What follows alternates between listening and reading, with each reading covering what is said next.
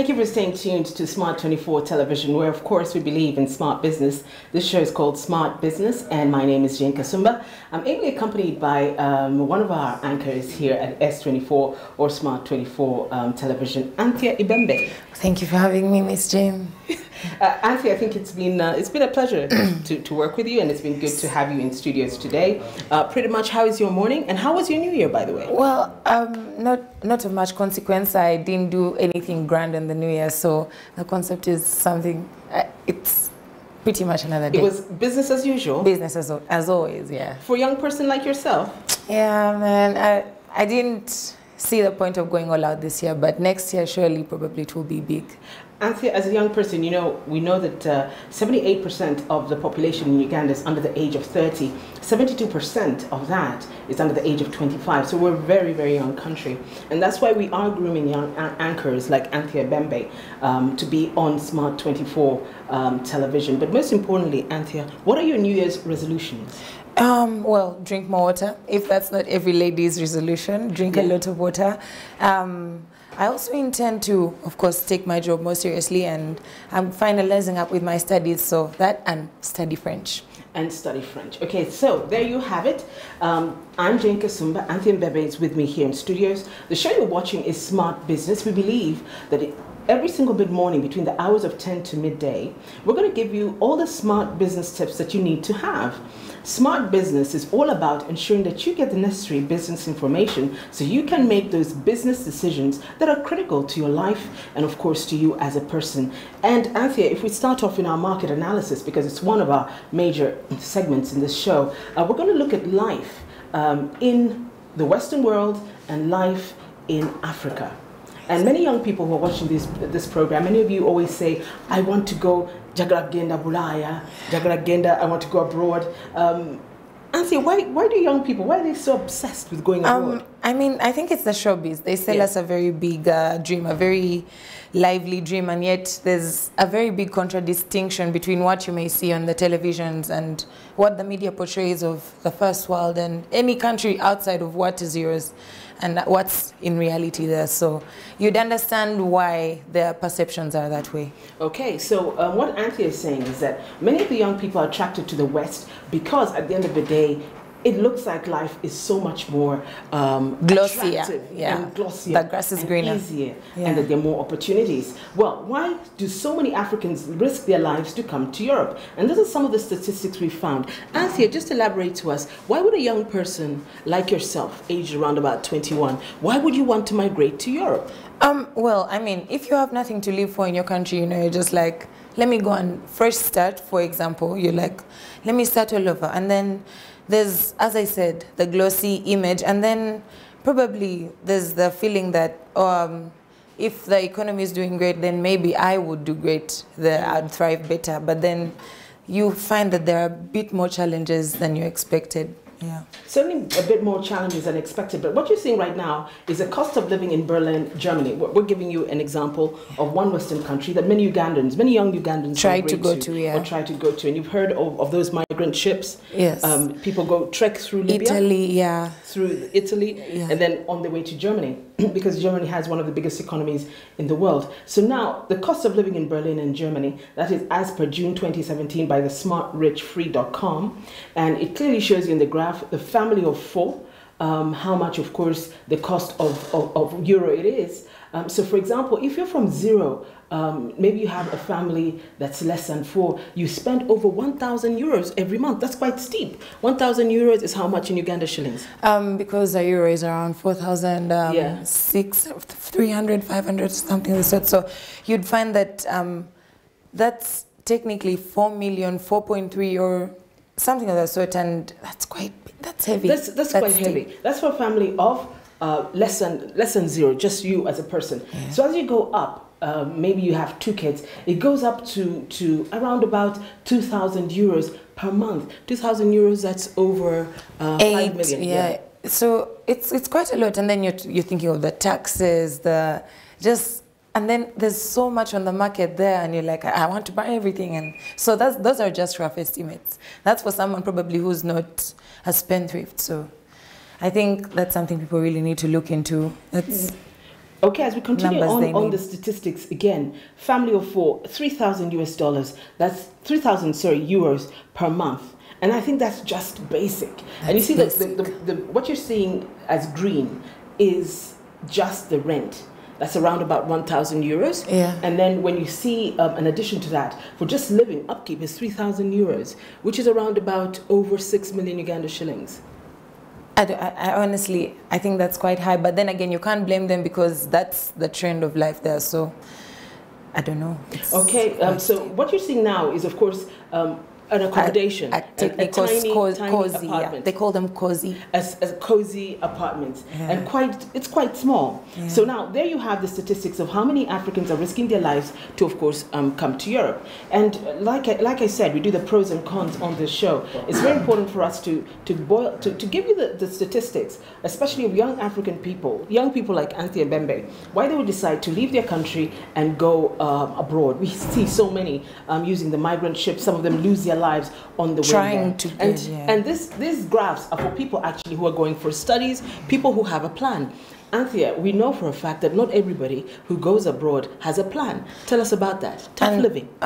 When you have no plan and you get there, the immigration process is quite difficult because most times these countries are so systematic. They're going to want to bring you in knowing you have a steady income.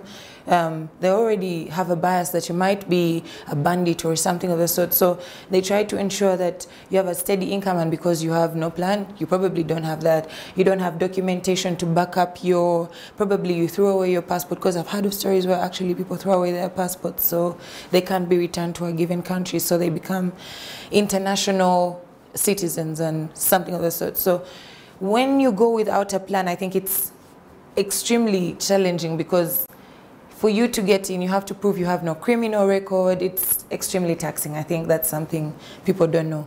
That's something people don't know. So very quickly, just to tell you some of the pointers of why Africans leave to go to Europe, young Africans like Anthea Mbembe might decide that, you know what, let me just get on a boat, because there are different ways to get there. Mm-hmm. Different ways, because there are those who can afford to go there, perhaps on holiday, go to those who can afford to go there on study tours and everything. They have the money to buy their air tickets. They have the money to get proper accommodation, to get the visa. Then there are those who really have no opportunity and they have to go by the boat. So let me just take you through very quickly why so many Africans risk their lives to come to Europe. The first one is African migrants favor Europe due to its geographical proximity and promise of safety and a better life. Secondly, population is growing rapidly.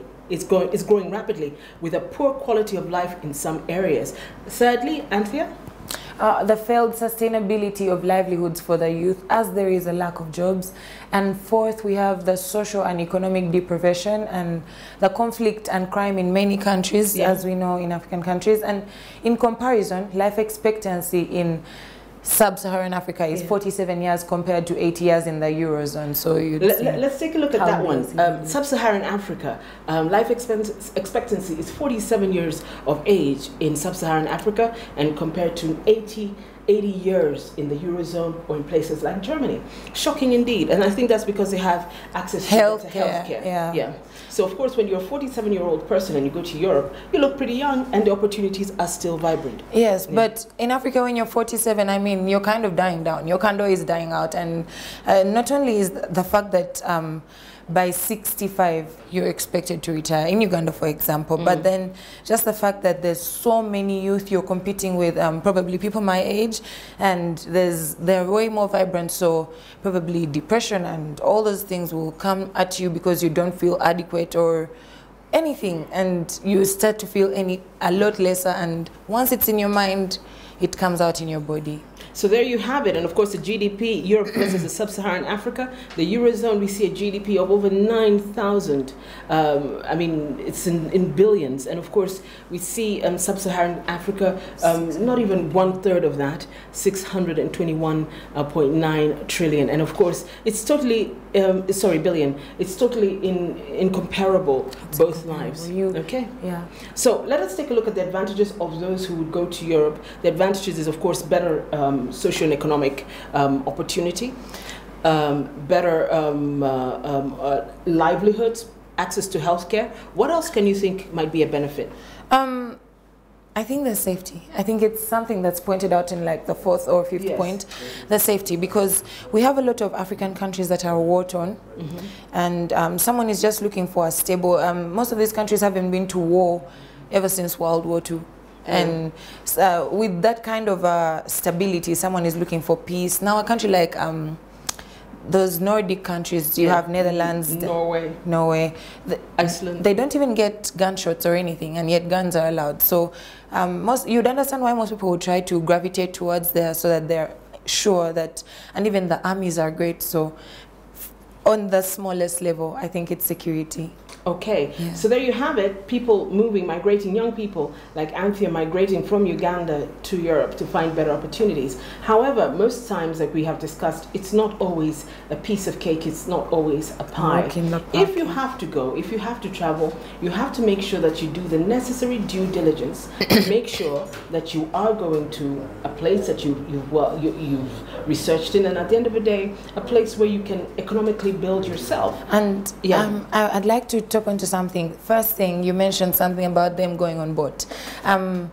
Most African migrants tend to go on board because, I mean, the ports are a less legal and formal way to enter the countries. But you know, with airport security, you have to have the right documentation. So that's why you'll find that a boat will be overfilled with people, it will capsize, and some will jump off trying to swim to the shore, because that way you can enter illegally and weave your way through into the mainland. And then another thing I wanted to point out is, what's the last point you spoke of? No, I talked about the fact of the economy, the access to opportunity. Yeah, the opportunities are there. They truly are. But then again, remember, you're competing with them, with the natives of this land. So that kind of makes it a bit steep. And then you have the color thing as well. The color. Colorism. I can't even start there. Let's not go there. That's something I'm quite passionate about. Okay. So on that note, we have discussed the fact that many African people are indeed migrating to Europe and other parts of the West, looking for that dream, that economic dream. And sometimes, many times actually, the economic dream doesn't exist. However, we have talked about it.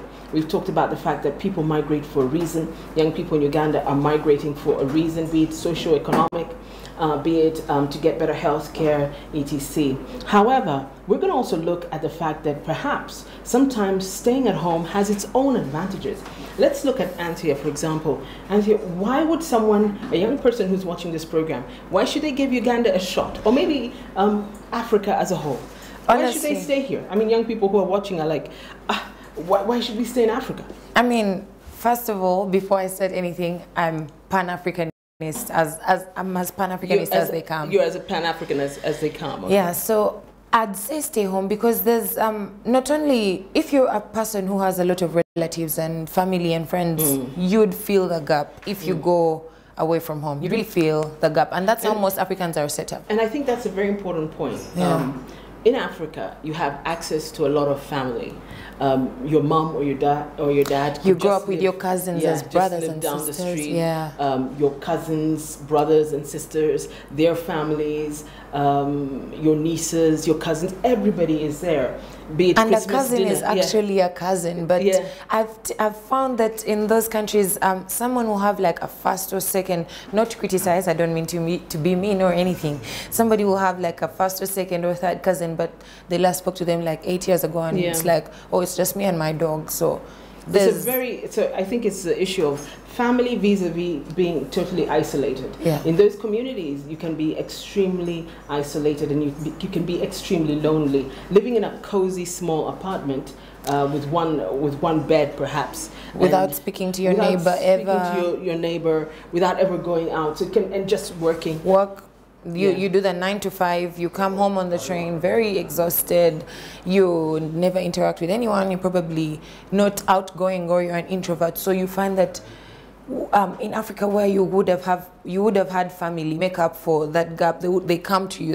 You know, your family kind of forces themselves on you sometimes, and you open up. This way you kind of close in even more if you're an introvert. So it's quite tricky, and it leads to actually serious mental illnesses like depression. You find that somebody gets inside their own head and they begin to think certain things, and the sense of loneliness actually gets to them, and suicide, and we know everything that comes with depression. It's nothing pretty after that. So there you have it. So that's the first point. Africa, you have access to your family. It's not a lonely life. People actually are interested in finding out what is in your business. The clips you're seeing, of course, is Anthea when you were in London, and your take on that. Now, very quickly, secondly, we talked about issues to do with family and loneliness. Why else should Ugandan people stay in Africa? From a business perspective, because I'm in smart business, personally, I think there are way more opportunities in a growing economy than an already established economy. I mean, you're competing with brands that are already established. They made, and you know, let's say, for example, you are to start a business in the developed countries.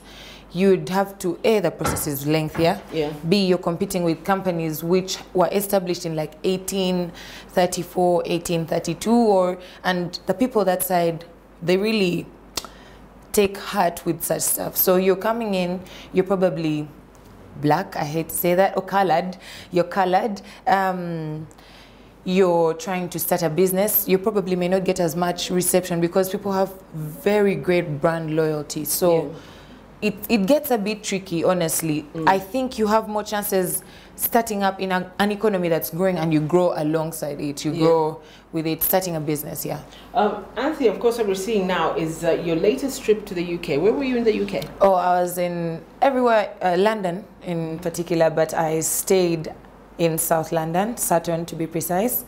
A very small, cozy town for retired people, but it's beautiful, honestly. And of course, you talked about the challenges of starting up a business, but you found that gentleman, an Ugandan Asian, and he has his own shop, a successful shop by the underground. True. But very quickly, what were the challenges that he mentioned?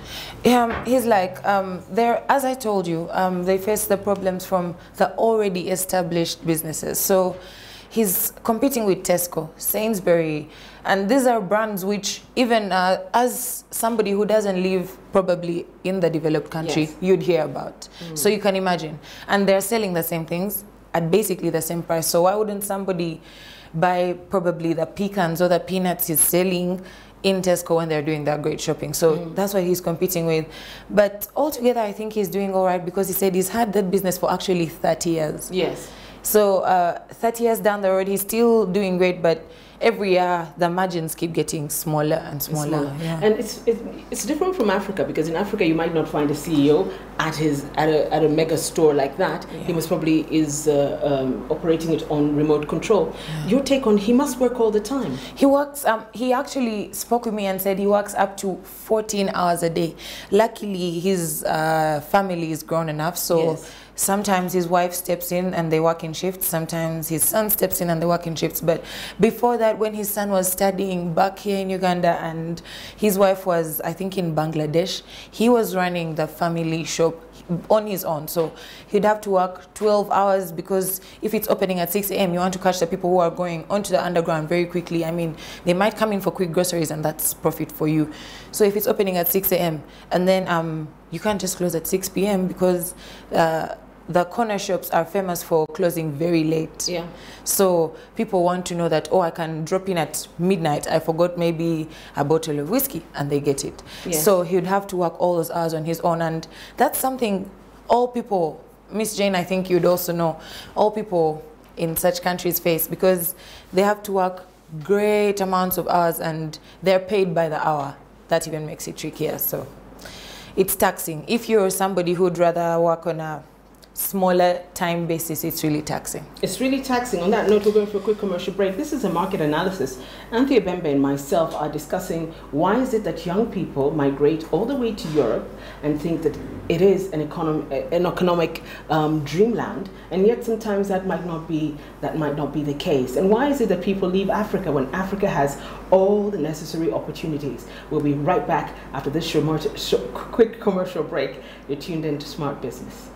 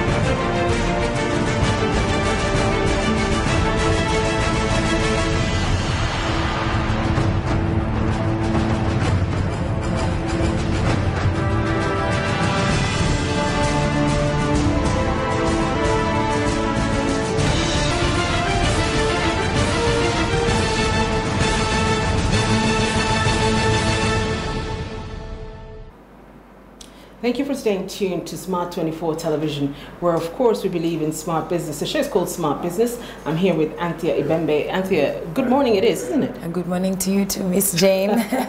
Okay, very quickly before we get back to our market analysis, we were talking about the pros and cons of living abroad, what life is like to live in Europe as a young person, and perhaps what life is like to live in Africa as a young person, whether you should leave Africa for Europe or vice versa. And we showed you some statistics before the break, interesting statistics of how expensive life in the West is, and also the benefits of remaining here in Africa and the opportunities that abound all around us. But before we get there, there's a gentleman who we must, of course, borrow some knowledge from, Jack Ma. Just tell us a bit about Jack Ma, Anthea. Jack Ma is a Chinese CEO. Yeah. He resigned recently, but he's responsible for starting a company called Alibaba. Now, personally, I subscribe to Alibaba. You basically, it connects you with any service provider, any commodity provider you need all over the world. You just type in, probably, let's say you need umbrellas, customized umbrellas. They'll connect you with over 6,000, depending on your location, your budget, and he's quite influential because Forbes actually named him among their top 20 influential people in China. Oh. And you know, I mean, China has 1 billion people, so he probably influences a lot of people. He's very big in the business, and to inspire people quite a bit, he applied for 30 jobs. I know the story, yes. And failed to get all of them. Yes. So his story is kind of heroic. It's in the business world. Indeed, Jack Ma needs no introduction, like Anthea has said.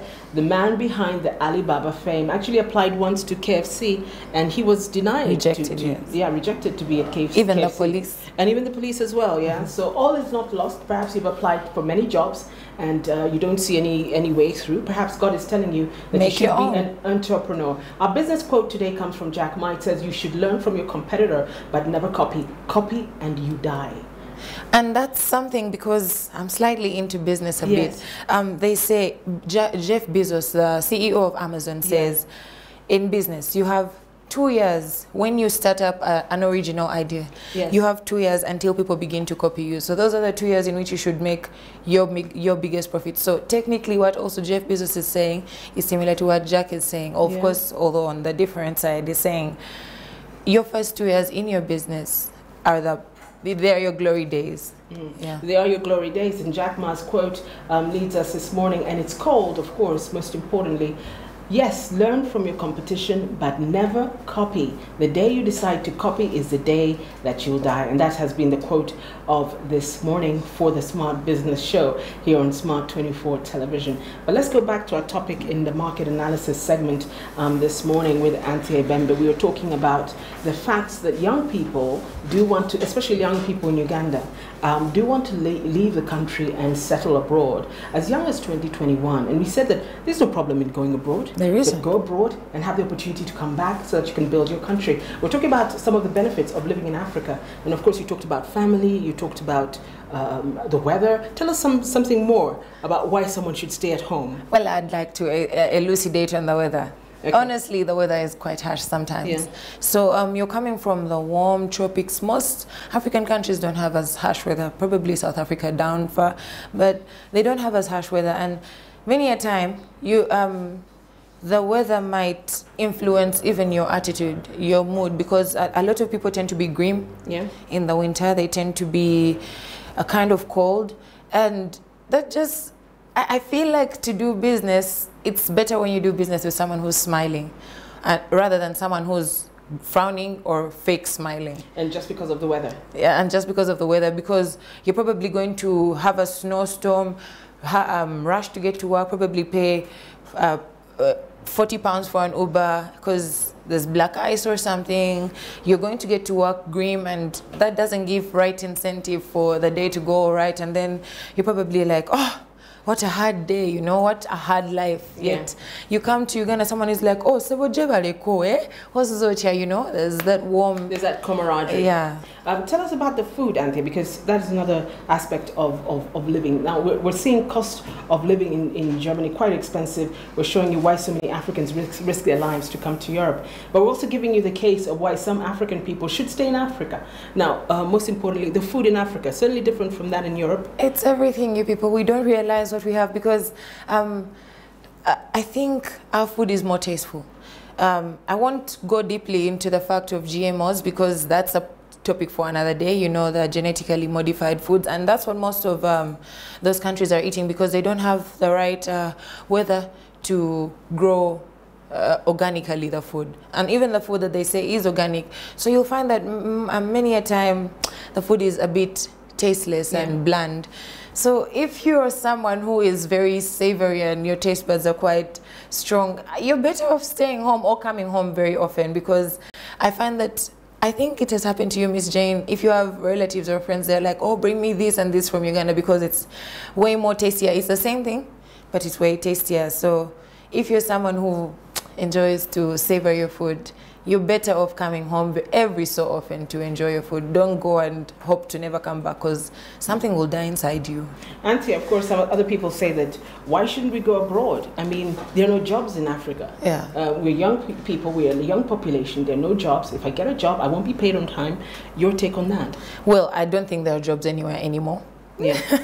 To be frank, I don't think there are jobs anywhere anymore. And the thing is, we are living in a world where we are drifting away from the white collar, Miss Jane. We're drifting away from the 9 to 5. It's something that we call the gig economy. So it's something like, oh, come do this for me, and then probably, yeah, that's the whole contract, you know. Let's say you're a service provider. There's no contractual work. Yes, you're a service provider. They're like, do this event, and then that's it. There's no permanent basis that every time I'll do that event, you'll be the one to finance it. So there are no jobs anywhere. Don't be mistaken. There are probably jobs, probably if you're in a very rare field, but if you probably studied something very ordinary, I'd hate to say basic because that would be rude. If you studied something more common, I don't think there are jobs anywhere. You're better off creating your job wherever you are. So now a young person who's watching will say, but nah, Anthea, you're lying. Because at the end of the day, if I earn $1, if I earn £1, I'll certainly make much more money than I will back home. However, that might not be the reality, because when you earn, the economy there is so high, you have to spend.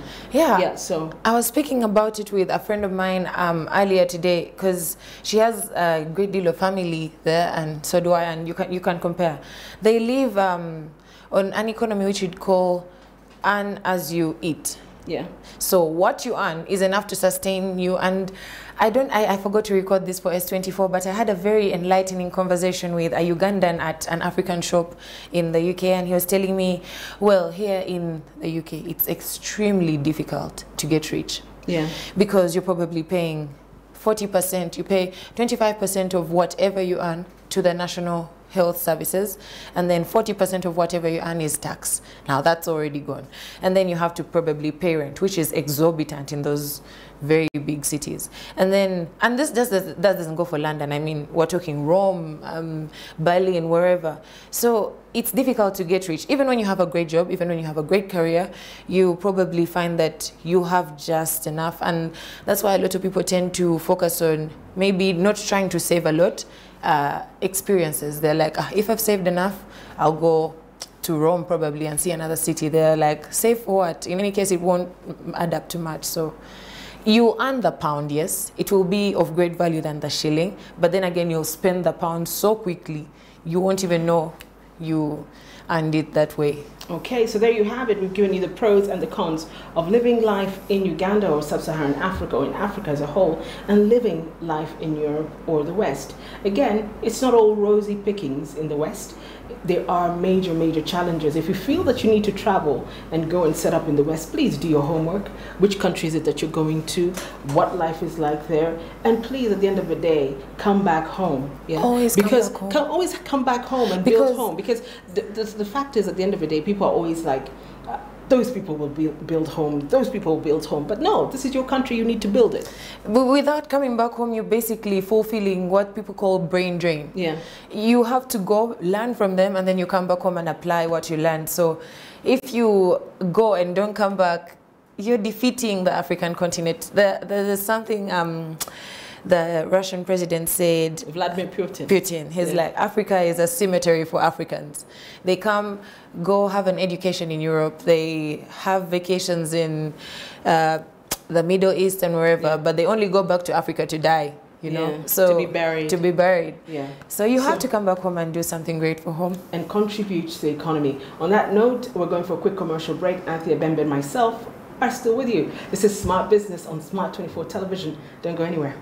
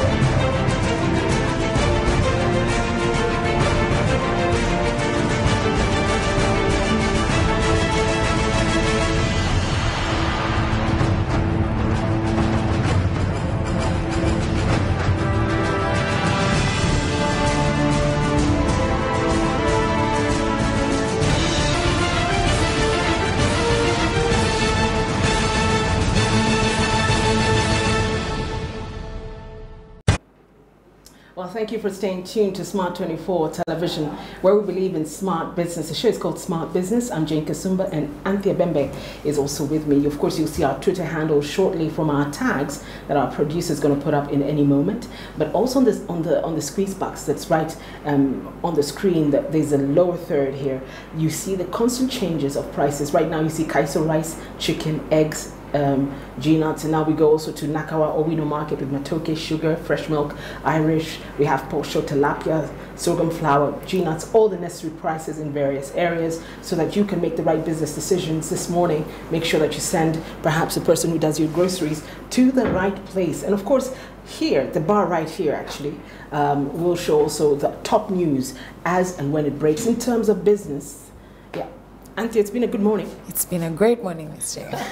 But most importantly, we've been talking about issues to do with migration from Europe all the way, from Africa all the way to Europe, and why it's important for African governments to make sure that they're able to retain a lot of the African talent that is leaving the continent.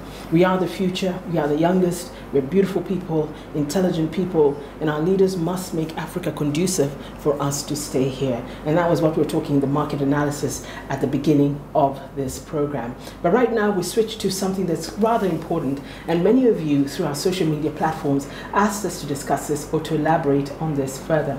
You know, His Excellency the President of the Republic of Uganda, a few days ago when he received Queen Abenacho at State House in Entebbe, yeah, actually talked about the fact that she's extremely beautiful, but he didn't understand why it is that African women, with all the beauty that they have, still insist on wearing fake hair. What he called fake hair being either plastic or human hair, weaves or wigs, and why he thought that there should be a migration from people wearing fake hair to wearing natural hair. And today, of course, Anthea is wearing natural the kinks and the curls. Yeah, she's wearing natural hair, yeah, and I'm wearing processed hair. So we're going to discuss the fact that the hair industry and the beauty industry as a whole is a multi-billion-dollar business, and we're going to get the cracks of the matter of what it is that the president was trying to talk about. The fact that he was trying to instill confidence in the African woman and telling her that, you know what, you're beautiful as you are, use your own hair and use it naturally. And of course, hair is big business, not just in Africa, but everywhere. Everywhere you go, big business indeed. And there you have it, natural hair. Now tell us about natural kinky hair. Why is it that African girls might not want to wear their natural hair? Honestly, I have to tell you, it's difficult to maintain. It's difficult to maintain. You always have to have a little comb with you. Yeah. And then if you would like to keep it neat and everything, of course, there's people who would rather have it scruffy because that's an upcoming trend. People are going back to the kinky and curly kind of Afro hair girl styles. But then if you'd like to have it straight a bit and have it in a little neat puff, you need to actually move around with the comb, so it becomes quite tedious, and that's why a lot of people run away from it. So what you're trying to say is most African women that believe to maintain their hair, to get your hair like that, your kinky hair like that, actually takes money? It doesn't take money, but it takes more of effort. Okay. Honestly, it's okay in comparison with the processed hair and the, you know, the kinky hair. It's this is more money, money consuming, yes, but this is more time and effort consuming. So time and effort consuming. So what you're seeing now is, of course, before we get to those pictures of the barristers, and we're looking at the kinky hair, yes, and it was the president who talked about African women should go back to their roots, should go back to wearing their own hair. The question is, why would African women, where did this whole fab of having fake hair and having weaves come from? I think it comes right, I don't want to go into politics, but straight down from colonialism and the social construct that the ideal of beauty, yeah, the ideal of beauty is a straight hair, sharp nose and whatnot. But then we're different in our European standard of beauty. Yeah, that's what it goes back to. So we try to emulate, and if we get something that can get us halfway there, we're game. Okay, so people who might be watching might be wondering, why is it that we're talking about hair? Well, hair is a multi-billion-dollar business, and what you're seeing right now is what we call kinky or African hair. And again, African hair, Anthea, many people have been, and this is what the president was saying, that many people have been made to believe that African hair is not beautiful, but this is not the case. It's not the case. I wanted to top up, I'm sorry, it being a multi-billion-dollar industry means they thrive off the insecurity that you have with your kinks and the curls, so they sell you further the dream. You'll find that in many commercials, you'll find very rarely you'll find commercials with a girl with such hair. In many commercials, you'll find a girl with straightened hair. In the media, you'll find that the actresses, they have straightened hair, probably sleek, laid back. So in your mind, subconsciously, they're working on your perception of how your hair should be, you're like, I'd love to try it like that. So you opt for the weaves and the wigs. So you opt for the wigs and the weaves. So what Anthea is saying is that it's a multi-billion-dollar making business. So that means it's not just about the texture and the hair. It's actually about the branding. It's actually about the packaging. It's actually about the media message behind. So you're saying if all the magazines had this kind of hair, if African people were making these kind of magazines, and on television all our anchors came on with this kind of hair, it would make it look more beautiful? Honestly, if we could try it for 50 years, it would become more acceptable, because in the past 50 years, that's when we see that of course, I mean, their media is the most superior, so that's when, but then if we could try for 50 years to put out the kinks and the curls, just like they have sold to us the straight and the sleek, would make it the ideal. They'd opt back for it, I swear to God. Okay, so let's take a look at, there's some people who might say, apart from that picture of the barristers, of course that represents the West and how the West has portrayed our looks for a long, long time. We're going to ask the producer kindly to change that picture at this particular moment and to give us the one of the kinky hair. But most importantly, what we're discussing, of course, was the issue to do with that kind of hair. Let's really break down how hard it is to maintain your hair to look that way. Yeah. Well, in terms of money, if you go to a Ugandan salon, what is a Ugandan girl looking at? So you have to probably wash and blow out every week or 2 weeks. But then again, that heat is not so great for your hair, the blowout heat. So, and how much does that cost in the Ugandan salon? In an average salon, that would be around 30,000, 20,000. But it's a continuous thing. Yeah, it's a continuous And that's where the expense comes in. That's where it comes in. So again, in the long run, if you think about it, having the process here is somewhat cheaper because you pay once, it hurts once, but then it doesn't hurt every week. It does, the money, you're not spending it all the time. And then. So you're saying 20 to 30,000 for just washing the hair. Then what next? Then you that is done how many, 4 times a day? I mean, 4 times a week, or 4 times a month. Let's say every week. If you're very keen on, if your hair gets dandruff very quickly, but if it doesn't, you can do it twice a month. So that's every fortnight. So you find that probably you're spending 60,000 or 50,000 on average. Let's say you're going to somewhere price friendly. You're spending 50,000 on average on washing it and having it blown out. And then there's the braiding. Yeah, the braiding, which African women actually use quite a bit. It's quite neat, it's quite tidy. The expense in braiding. And it's protective. So and it's quite protective. It protects your roots and everything you have. Your hair is healthier in the braids than being exposed to the sun. But then again, it doesn't come cheap. Many people many people who braid have a loyal person with whom they braid, and have probably been braiding for a long time because, I mean, they were born with kinks and curls. But then for those who don't, and you just land into a salon, you're probably going to be charged extra. So let's find out, for braiding, for example, how much would it cost you to braid your hair? Well, it's small braids. It's variant. Small braids, I think they would go from 60,000 onwards. Yeah, everything onwards. It depends on also the enterprise you go. Sorry, the establishment you go to. If it's located very prime town, it will be quite expensive. But then the outskirts have more cheap places, like what they're doing with her hair right now. That would be around 30,000. But then again, the longevity of it stay on your mind. Can't stay more than 3 days. A week if you're careful. If you have to tie it at night, so it's kind of tiresome, as I said. It's time and effort consuming. So let's take a look at, of course, the other processed hair that the president was talking about, that young women in Uganda running to, they want to have these long hair that is not their own hair. How expensive are the weaves? Personally, I own a weave, and I think I got it at $400. But then again, it's $400, but you know, it's going to take you a long time, and it's going to... You don't have to worry some mornings to comb, some mornings to braid or anything. Some weeks you can go weeks without braiding. So the way I see weaves and, sorry, wigs in particular, I'm a bigger fan of wigs than weaves. So it's a one-time purchase and it's cheaper. It's an all-time usage. It's an all-time usage. Yeah. So let's also go to public perception. Yeah. And I think this is what the president was trying to address, the issue that African people must be proud of who they are, and regardless whether you have the weave or not, you are still beautiful in your whole Africanness. Yeah. Let's take a look at the fact that Queen Abinacho, when she was in Sanya in China and when she won the title Miss World Africa, your take on that, the fact that she was wearing processed hair and at the end of the day she won the crown, was that a big determinant? Perhaps if she had natural hair, do you think she would have won?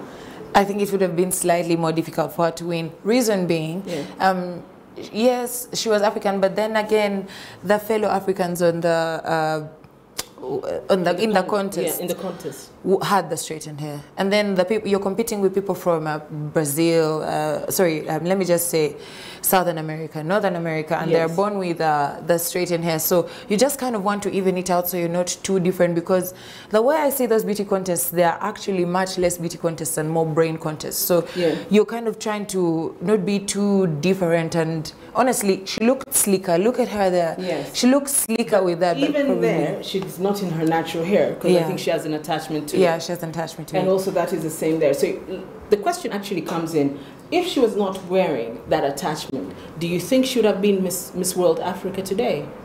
I think she would have, because what she stands for in natural hair, yes, in braids. What she stands for, I think, is what got her as far. And her facial features are actually quite cute if you think about it. So her facial features could have gotten her far, and her agenda, actually, her manifesto for winning, because you know they don't just judge them on beauty, they judge them also on what they stand for and everything. So I think she would have still gotten it. Now, my question to you is, do you think in the future these beauty pageants, these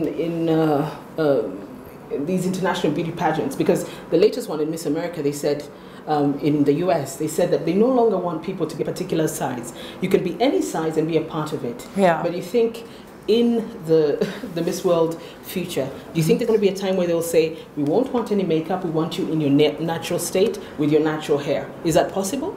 Honestly, I think that would be ideal, because maybe judge me with just a little lip balm so my lips don't look cracked, but do not judge me with a face I wore. I mean, I'm much more than that. A favorite poet of mine called Rupi Kaur always says, I would like to apologize to the women I called beautiful before I called them intelligent. And that's why I like these beauty pageants. They're not only about the beauty. I'd love if they stripped off the faces they wear and then they just judge them according to what they can do, their capabilities and their reasoning and their intellect. So that's what was Queen Abinacho when she went with her father and her mother to visit the president at State House. And that is where he made the comment that, Queen, you are extremely beautiful, but like so many Bazukulu, you just don't want to wear your own hair. So please, try to wear your own hair. And it was nice to note that when the president hosted them again for a dinner, she actually came in her natural hair. And he actually said, wow, now you look beautiful. And I think it goes down to the president being a traditional gentleman. I mean, and a Pan-Africanist. A Pan-Africanist, yeah. He's only trying to promote what he thinks is best. And personally, I agree with that. Because as evidenced by today and many other days, I wear my hair natural. So it goes down to how he grew up seeing ladies. I mean, in the 50s, very few ladies were wearing they were going out with the big fros, and the revolution of disco also brought, the big fros back in the thing. So I think it goes down to President seeing what he saw in the past years, and then seeing now how fake probably sometimes this hair can look how unnatural for it is a bit. Yeah, so I think that's what he based on to judge Queen like that. But we can't judge her so harshly, honestly.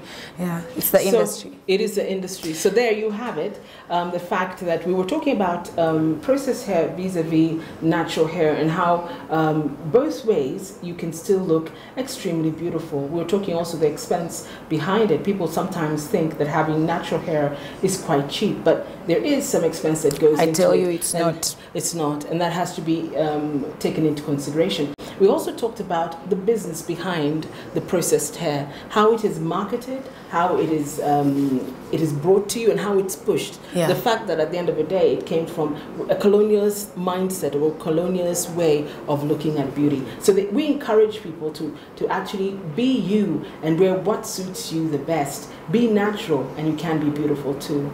We're going for a quick commercial break. We're going to be back with the market prices and the commodity prices and the fuel rates and everything after this new year. Welcome to 2019. This is Smart Business with Anthea Bembe and myself, Jane Kasumba. We'll be right back.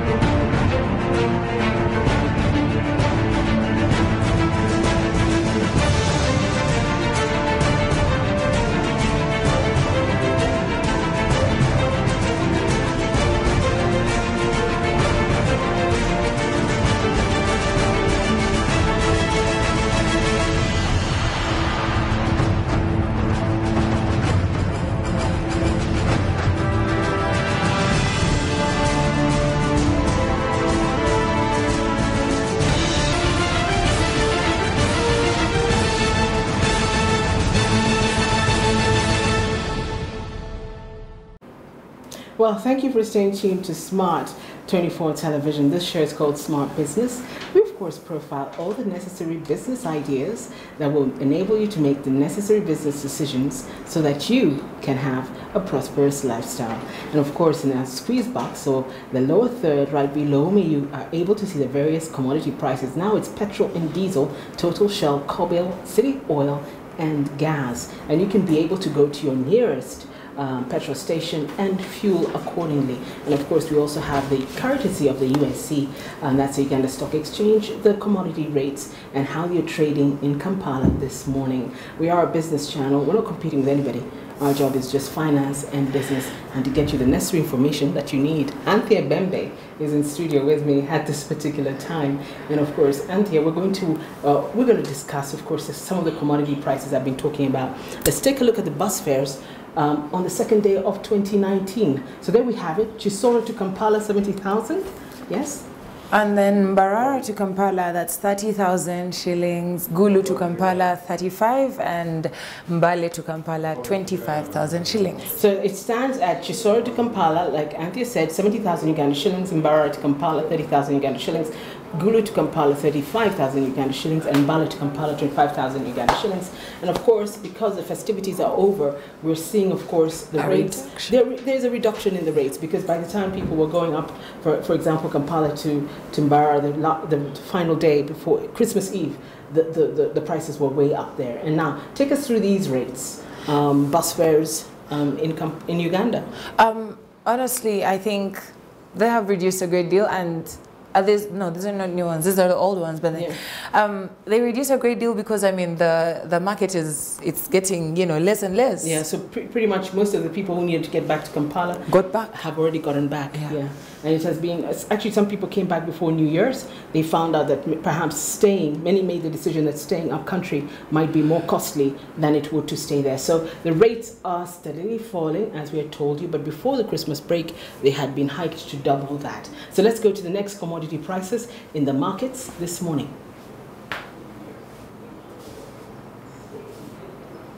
And there you have it, Kalero Market. Matoke is at 22,000 Uganda shillings. Exotic chicken, which is a Muzungu chicken, is 13,000 Uganda shillings. Local chickens at 25,000 Uganda shillings. Exotic eggs are at 12,000 Uganda shillings. And Anthea?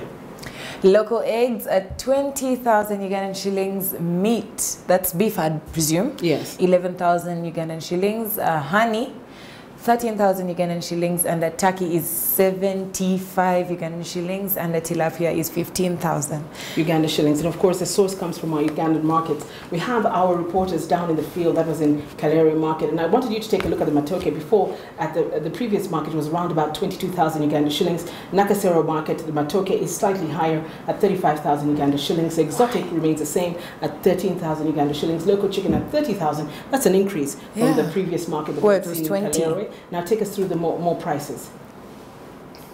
We have the local eggs at 30,000 Ugandan shillings for a tray. Yes. Exotic eggs at 10,500 Ugandan shillings per tray. The turkey is 70,000 Ugandan shillings, and a tilapia is 20,000 at Nakawa. Beef, I think that's an error. Beef is 11,000 Ugandan shillings, and processed honey is 15,000. That's a Nakawa market, and you saw the Matoke, the rate of Matoke. But here, Owino Market, so far the rates have been best in Kalero Market, and our job is to take you through and show you the best areas where you can get the best commodities this morning. And of course, Matoke 25,000 Uganda shillings, exotic chicken at 11,000 Uganda shillings, local chicken at 25,000 Uganda shillings, exotic eggs at 9,500. That's a dip.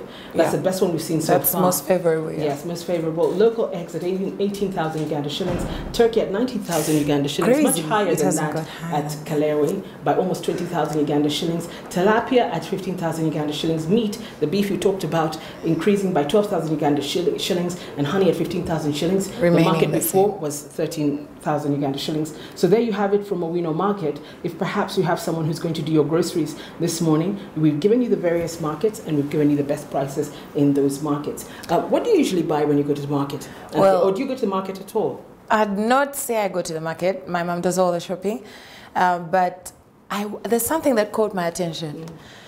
The local chicken is way more expensive than the exotic chicken. Yeah. I'm curious. I'm not a market person, but I'd like to know why. It's almost like 7,000 to 10,000 Uganda shillings more. And I think, first of all, I think more people prefer to eat the local chicken. I think that's the one, the local exotic chicken, that's the one that they use in Luombo. Isn't it? Yeah. And then most importantly, it's certainly healthier. It has less cholesterol, less fat. Yeah, because you know the skin of the chicken usually has a lot of fat and a lot of cholesterol. So I think most people who are wanting to eat healthy would prefer to have that in boil. They call it okchifumbamo boil. Yeah. So have it boiled. So simple a flavor. And it's much more healthier. And I think that's why it's more expensive. So the people in the market know that there's a high demand for it, so they raise the prices. I think it's just that it's a much more healthier kind of food stuff. And you know what they say, just make sure that the food that you're eating is as local as possible. Yeah. It doesn't get more organic than that. It doesn't get more organic than that. Let's take a look at more commodity prices. You were saying, Anthea? Something that interests me these days, growing up, the local foodstuffs were cheaper than the junk, but these days the local stuff is way more expensive because the world is realizing the rarity and the necessity of eating local. So and the benefits as well. The prices are slightly higher. Let's take a look at more commodity rates this morning. I think, of course, on your screen right now, you're seeing the fuel prices, petrol and diesel, and we're also seeing right now the latest in the tradings in the markets at the USE, and also that is the tradings as they stand. We will also be showing you the forex rates. All that's the forex rates, buying and selling of the dollar, the Great British pound, and of course now that is from markets. We already showed you Kalere and Nakasero markets. You're tuned into Smart 24 Television, where of course we give you the best in smart business, best in smart prices. Anthea Bembe is still with me. We're going for a quick commercial break. We'll be right back.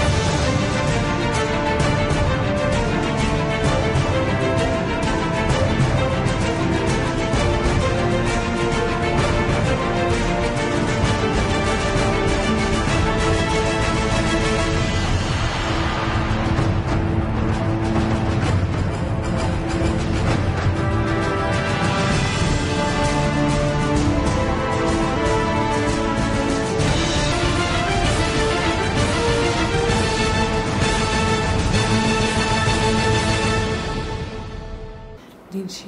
Thank you for staying tuned to Smart Business and Smart 24 Television. The show is called Smart Business, and Anthony was trying to tell me something that is about the profile we're about to discuss. And of course, we usually have a segment of a business profile or a person who we think can inspire the young people. And this morning, we're going to take a look at the life and times of Lady Justice Julia Sebutinde. Anthea, tell us a bit about her. Well, on top of being a role model of mine, despite the fact that I refused deliberately to do law in my family, Julia Sebutinde is a judge at the International Criminal, the ICJ. Justice, the ICJ. Yeah, so I think that's quite remarkable for a Ugandan lady, and she's held very many posts before that, but prior to that, she had an education in Uganda, born in central Uganda actually. She's a Muganda lady, married to a Muganda man, John Bagunywa Sebutinde, and well, they have 2 lovely daughters, and she had her education at Gaza High School, a school I also attended for my own A-levels, but she later went to King's College Budo, attained a law degree at Makerere Law, and then a legal diploma at the Law Development Society. So you'd see where her history and background in law comes from. So on that note, we'll talk certainly more about her, but let's listen into this clip that profiles Julia Sebutinde. This is her story. Judge on the International Court of Justice. She is also the current Chancellor of Mutesa I Royal University, a university owned by Buganda Kingdom. She has been a judge on the court since March 2012. She is the first African woman to sit at the ICJ. Before being elected to the ICJ, Sebutinde was a judge of the Special Court for Sierra Leone. She was appointed to that position in 2007. She was born in the Central Region. Born on the 28th of February 1954, making her 64 years of age today. Her nationality is Ugandan. She is married to Mr. John Sebutinde of Uganda, to a civil servant and a housewife with the Samambo surname. She attended the Lake Victoria Primary School in Entebbe in the 1960s. She then joined Gayaza High School and later King's College Budo before entering Makerere University to study law. Sebutinde graduated with a Bachelor of Laws in 1977.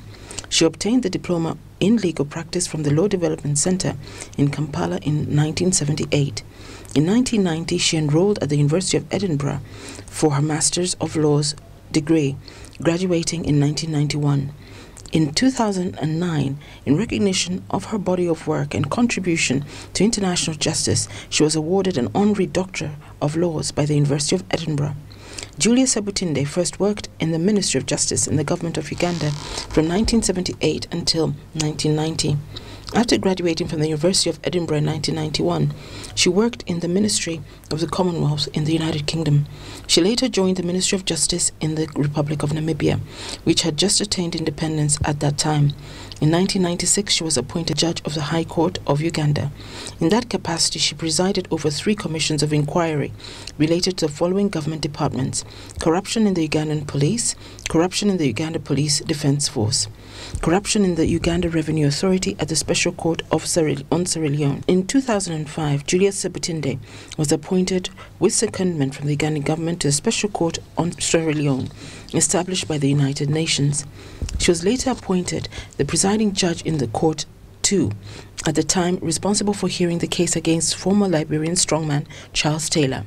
In that position, she refused to attend a disciplinary hearing against Taylor's lawyer, a behavior which amounts to serious judicial misconduct, but that remained unsanctioned by the Special Court for Sierra Leone.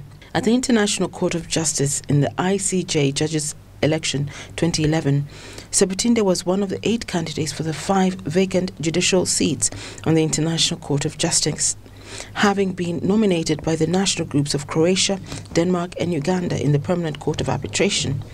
In the election, a successful candidate needs an absolute majority of votes both at the United Nations General Assembly and the United Nations Security Council.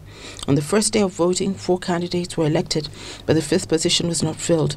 When voting adjourned, Abdul Karoma, the incumbent from Sierra Leone, had received 9 votes out of 15 in the Security Council, with 8 votes needed to elect.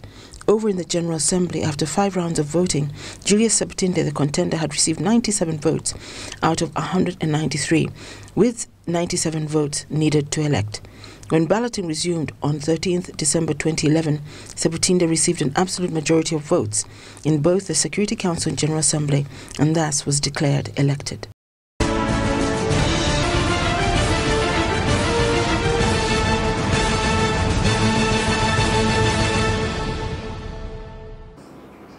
And there you have it, Lady Justice Julia Sebutinde. Like I said, we always profile ladies and gentlemen who we think you who's watching the show might be inspired by.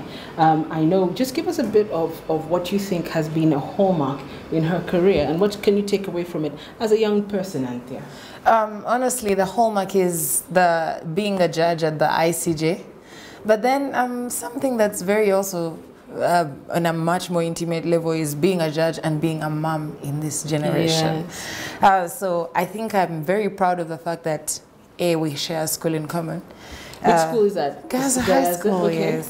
And she's certainly one of the ladies you'd look up to, because she's not only made it nationally, but internationally. Because nationally, she's the Chancellor of Mutesa I Royal University. And that's a position they usually give to very learned and prestigious people. So that's something to inspire the youth. And then being able to juggle marriage and motherhood, and then such an important role, I think, that makes her 3 times grander. Role. Yeah. Unbelievable. What an accomplishment. We'll leave you with the pictures of Lady Justice Julia Sebutinde. She's been our business profile for today. We're going for a quick commercial break. Anthea Bembe and myself will be back with health and why it is you have to look after your health in order to save your money. We'll be right back.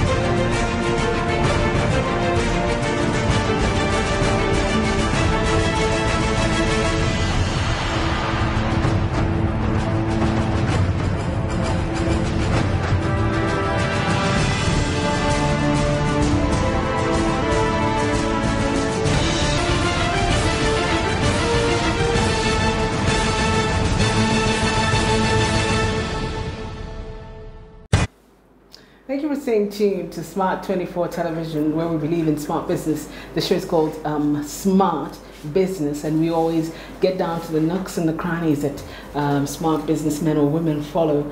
So like I said again, the commodity rates and the prices, the forex indexes will continue flowing throughout this entire show. The squeeze box that's just below us right here. So make it a point to make sure that you watch, get a pen and paper, jot down all the prices that you're seeing currently, or get your iPad and record everything that you need be, or better still, record what you're seeing right now on Smart 24 Television. But most importantly, if I can bring you in here, Anthea, we're going into a segment about health. We believe in talking about health because at the end of the day, when you're healthy, you spend less. However, if you fall sick, then you have to use your money to get a cure for the ailment that you're suffering from. Today we're talking about malaria. What are some of the symptoms of malaria?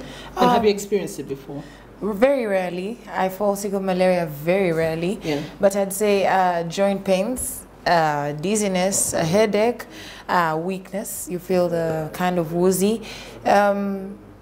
Vomiting sometimes. Those are the ones I'm very well aware of. That's what I felt when I know, oh, it's getting bad. Oh, it's getting bad. So let's take a quick look at this clip. I know we've played it before, but many of you asked us to kindly talk about malaria again. And these are the symptoms, and this is what the professional doctors have to say about the disease and how it's affecting Africa, and also issues to do with prevention.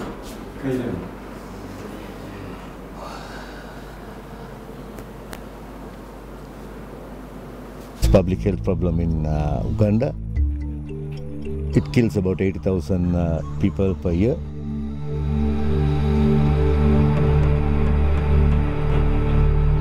When you get malaria, the first thing you start feeling is the feeling of unwell. You feel like you've lost energy, and then you start feeling body ache, pain in the joints. You start feeling headache, and then you develop fever. A severe form of malaria can lead to death. Malaria parasites, when they get into the body of a human being, they usually destroy the blood cells. Then the body is deprived of nutrients, and as a consequence, you get weak, get anemic, and you won't have any energy to do any work. If you went to the hospital, to the nearest health center that we have here, out of 10 of the people you will find there, 7 are malaria. Because 1, the health centers are far away from the homes around.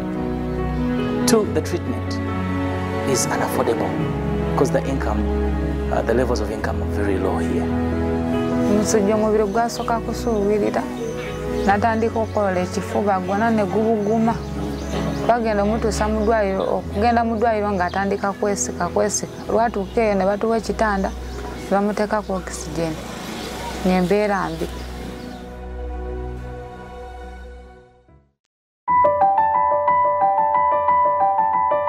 Kyenyambyewo mu mwana empadde obujjanjabi n'okumulabirira n'ebyokunywa.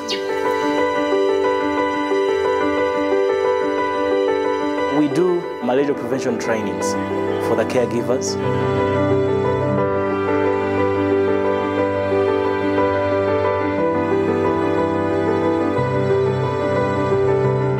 Kaziyiza ensiri obutayingira muli munda. Kaziyiza ensiri obutantuukako. Waliwo aka distance okuva eno paka ku ddwaliro. Ne batuwa transport n'engenda omwana wange n'afuna ku bujjanjabi. Singa compassion yali teriiwo omwana yandifudde kubanga nga tetulina buyambi. Ye erina kinene kyetukoledde. Tukoledde obujjanjabi buli kimu compassion yetukoledde.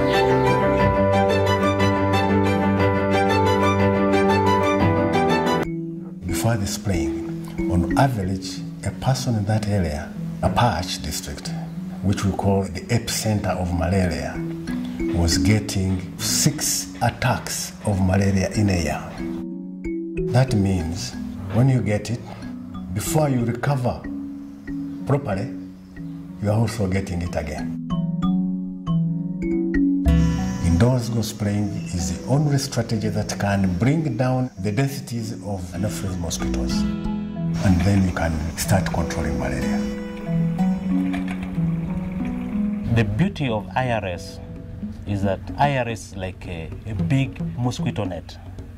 It protects whoever sleeps in the house that night. Indoors go spraying is the application of a long-acting insecticide on the walls and roofs of houses, purposely targeting vectors that transmit malaria that tend to stay inside houses. When you spray inside the house, you are reducing the number of infected mosquitoes which are carrying the parasites. You are reducing the contact of the mosquito to human being, and you are reducing the density population of those mosquitoes. Indoor residual spraying is not a mosquito control method, it's a malaria control method. We spray the inner walls inside the roof as well as the eaves, the outside of the house. The WHO approved chemical as a residual effect. It will last for a few months.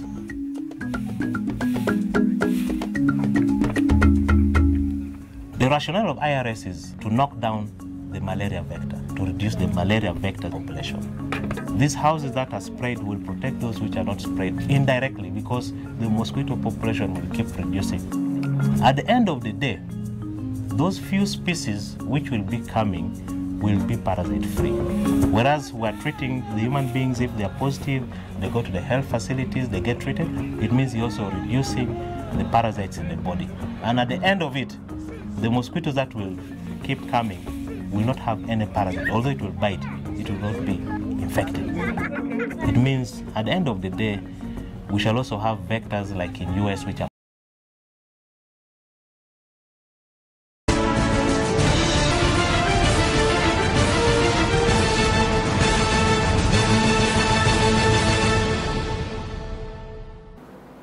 Well, thank you very much for staying tuned to Smart 24 television, where we believe in smart business, and the show is called Smart Business. I'm Jane Kasumba. Anthea Bembe is also here with me. We were taking you through, of course, malaria and how it does cause havoc in Africa. Over 5 million people every single year succumb to malaria. And of course, like we know, that's why we have a health tip in this program. It's because we know when you fall sick, at the end of the day, you end up spending your money in order to get a treatment to your ailment. However, if you can cause that, create a prevention to that ailment, at the end of the day, you end up spending less. So being healthy certainly costs you less. And there are things that you can do in order not to catch malaria. Ante, what are some of the things that someone can do this morning to make sure that they don't have to pay for Coartem, they don't have to get malaria? Well, Uganda is a tropical country, so the female Anopheles mosquito is everywhere. So you're going to have to sleep under a treated mosquito net. I, for one, hate them. I preach them, but I hate them. So I concentrate on applying mosquito repellent before I go to sleep. Yeah. So that helps you. How much is the mosquito repellent? Well, the brand I use goes for up to 12,000, and that bottle can take you 4 months because you don't put everywhere. Certainly, you don't place it in your face. You put it on where your body is exposed. Yeah, okay. Mainly your ears, your hands. If you sleep with your feet out. Mm. And 12,000 is quite that's a pinch. It's a pinch. A pinch to what treating malaria would be. What else can be done? Yeah, well, avoid stagnant water around your living areas because that's where they breed. And this mainly goes for kids. Ensure that the kids, when playing in the compound, they don't play around that stagnant water because some may seep into their mouths. And around there, I mean, the female Anopheles mosquito roams around. So it's going to bite them and infect them with the disease. I also think a very great, it's not directly for malaria, but just for your immune system. I mean, if you do the supplements, you take your supplements. If you don't do the supplements and you've chosen to go all natural about it, you eat your vegetables, eat your fruits, try to stay very hydrated. So you boost your immune system so that even when actually you're faced with this malaria, it doesn't put you down as bad as it would have without such measures. Okay, and of course what you're seeing right now are ladies and gentlemen who've gone to their health center to, of course, take the necessary blood test that determines whether you do have if you do have malaria. What else can be done to prevent? What about mosquito net? Oh yeah, you. And how much does it go for? 25,000 25 to 150, depending on the type and where you bite it and the size. Okay. Yes. So if you can get yourself a mosquito net, and then another thing I think I've known a lot very commonly is the fact that people tend to self-diagnose. They feel a little joint pain, the combination of maybe joint pain and dizziness and a headache, and they're like, oh yes, I have malaria.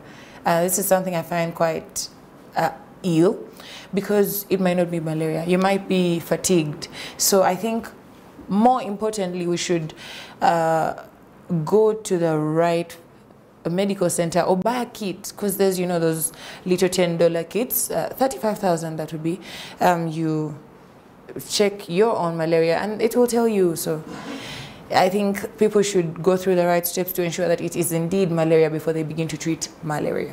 And of course, malaria has plagued so many in Africa. It's very dangerous for women who are pregnant, number one, and also for young children as well. But like we talked about, there are ways in which you can prevent yourself having or getting malaria. And it's quite cheap, it's quite affordable. So kindly go out there and do the needful. We're going for a very quick commercial break. We're going to be back with, of course, our sports profile just after this break.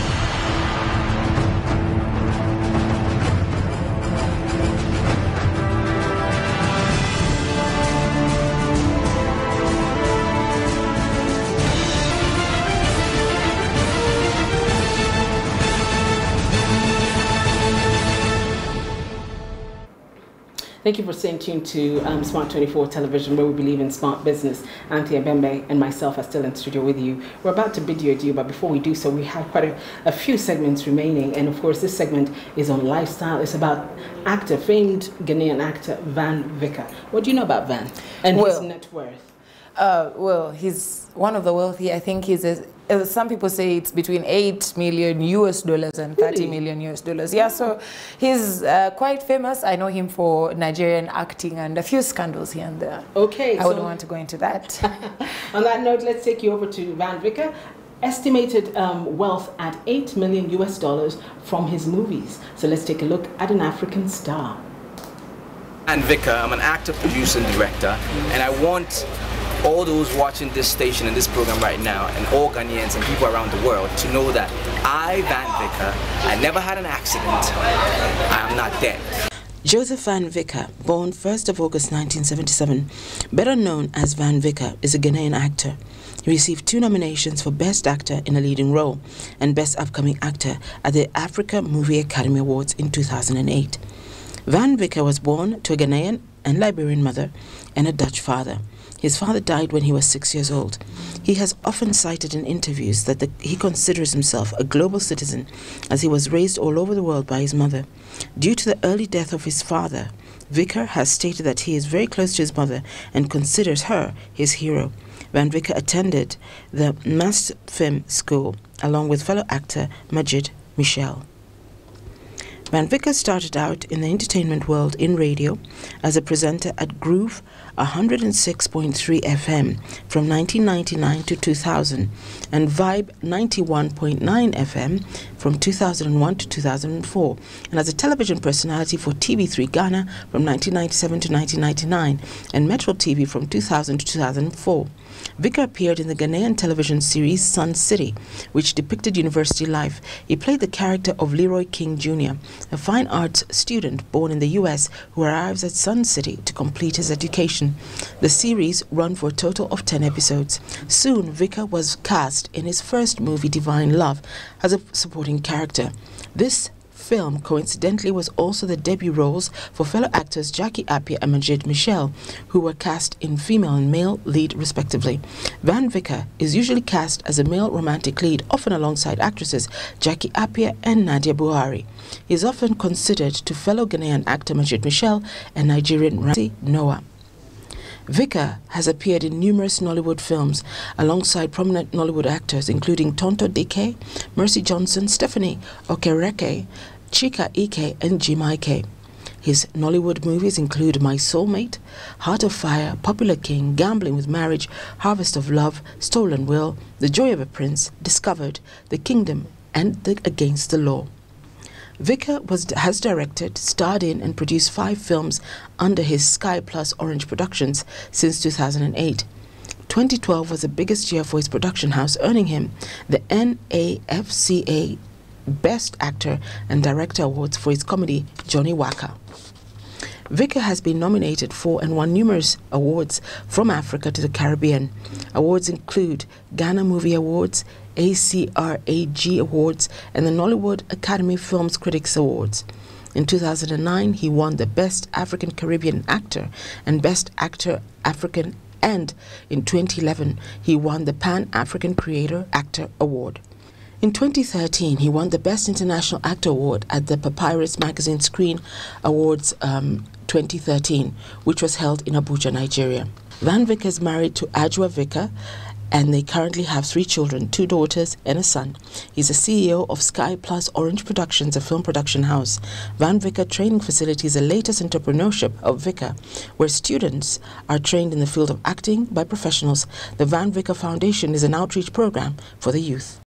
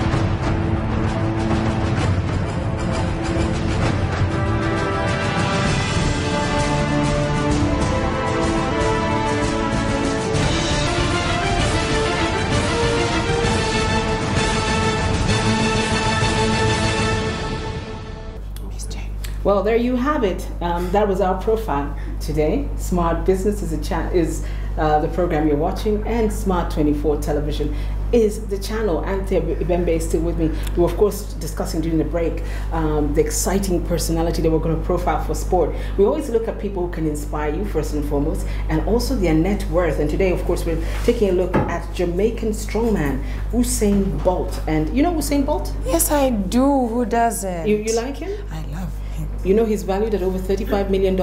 Ooh. And he's kind of like your age? No, older. A bit older? Slightly older. Well, there you have it. Usain Bolt, a young man who's estimated at over $35 million. This is his story.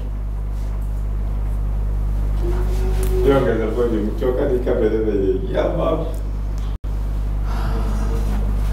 Usain Bolt, what comes next?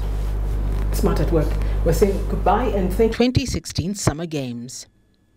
Jamaican sprinter Usain Bolt, born August 21st, 1986, is arguably the fastest man in the world, winning 3 gold medals at the 2008 Olympic Games in Beijing, China, and becoming the first man in Olympic history to win both the 100-meter and 200-meter races in record times.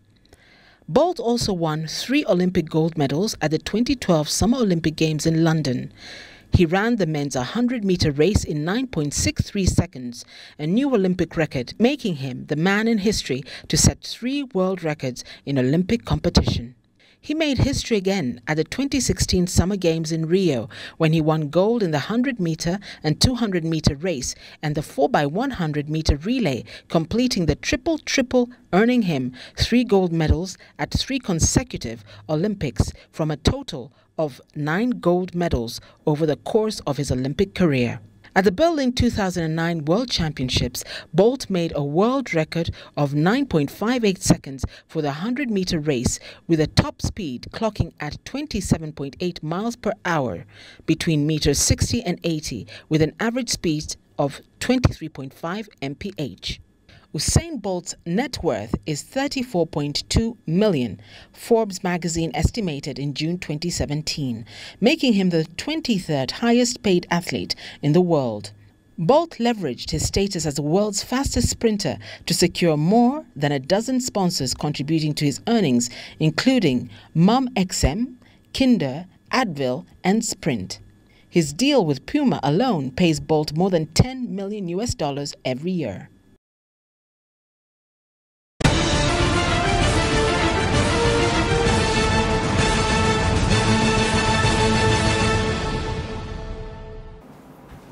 Well, thank you very much for staying tuned to Smart 24 Television, where we believe in smart business. We hope that you enjoyed that profile on Usain Bolt. We do profile sporting personalities like him and the net worth.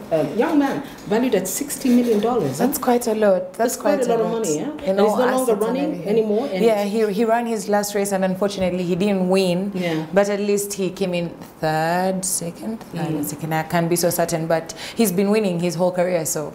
And of course, with $60 million, that's a good enough in Tandiqua. On that note, we have to bid you adieu. That is Anthea Bembe and myself. Anthea, what does your day look like today?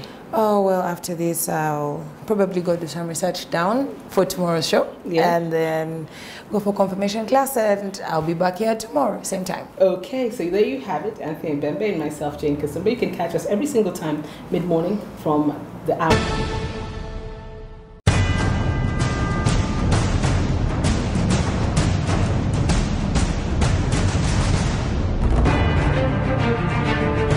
Mention Isaac as well. They've done a great job, and of course everybody else who ensures that you're able to watch local content on this channel. Just remember, be with us, grow with us as Smart 24 on this day. This is the 2nd of the 1st, 2019, but right through the year.